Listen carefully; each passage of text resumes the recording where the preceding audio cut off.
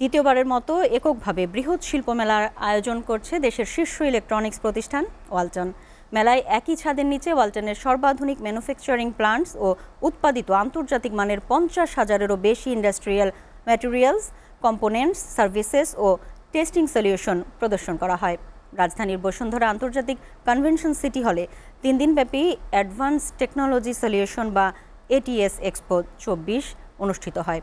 অনুষ্ঠান উদ্বোধন করেন জাতীয় রাজস্ব বোর্ডের chairman Mohammad Abdur Rahman Khan. Walton hi-tech industries PLCর vice chairman SM Ashraful Alam এবং ব্যবস্থাপনা পরিচালক SM মাহবুবুল আলম সহ আরও ঊর্ধ্বতন কর্মকর্তারা।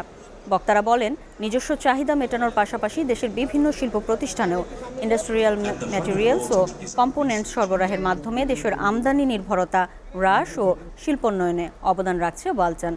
পাশাপাশি বিশ্বের বিভিন্ন দেশে রপ্তানির মাধ্যমে আয় করছে প্রচুর পরিমাণ বৈদেশিক মুদ্রা। এছাড়া প্রত্যক্ষ ও পরোক্ষভাবে কয়েক লক্ষ লোকের কর্মসংস্থান সৃষ্টির মাধ্যমে জাতীয় অর্থনীতিতে অবদান রাখছে। ওয়ালটন বাংলাদেশকে গর্বিত করেছে।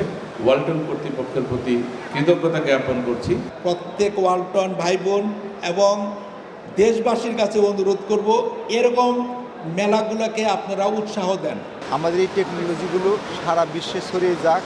সারা দেশের যত ইন্ডাস্ট্রি আছে তারা তাদের প্রয়োজন মতো তাদের টেকনোলজি, স্পেয়ার পার্টস, যত ধরনের সহযোগিতা লাগে আমাদের কাছ থেকে তারা নিয়ে।